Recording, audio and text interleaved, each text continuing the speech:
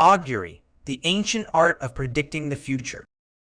Have you ever wondered about the ancient practice of reading signs and omens to predict the future?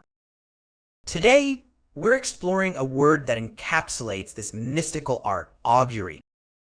Word type: augury is a noun.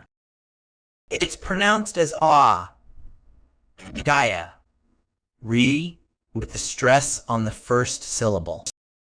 Meaning, an augury is a sign or omen that indicates what may happen in the future. It can also refer to the practice of interpreting omens or the divination itself. In a broader sense, it's used to describe any indication or prediction of future events. Word history. The word augury has its roots in ancient Rome. It comes from the Latin word augurium, which referred to the official Roman practice of interpreting omens. The augurs were priests who would observe natural phenomena, particularly the behavior of birds, to divine the will of the gods and predict future events. Over time, the meaning has expanded beyond its religious origins to encompass any form of prophecy or prediction. Antonyms. While augury doesn't have direct antonyms, some contrasting concepts include certainty, fact, and reality. These words represent the opposite of the speculative nature of augury. Synonyms. Some synonyms for augury include omen, portent, premonition, prophecy, divination, and foreshadowing.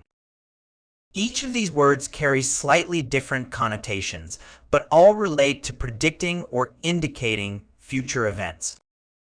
Examples used in sentences. The flock of ravens circling the castle was seen as an augury of impending doom. Her success in the preliminary rounds was an augury of her eventual victory in the championship. The economic indicators were interpreted as an augury of a forthcoming recession. Many viewed the unexpected solar eclipse as an augury of significant changes in global politics. Common errors in use. One common mistake is confusing augury with augur.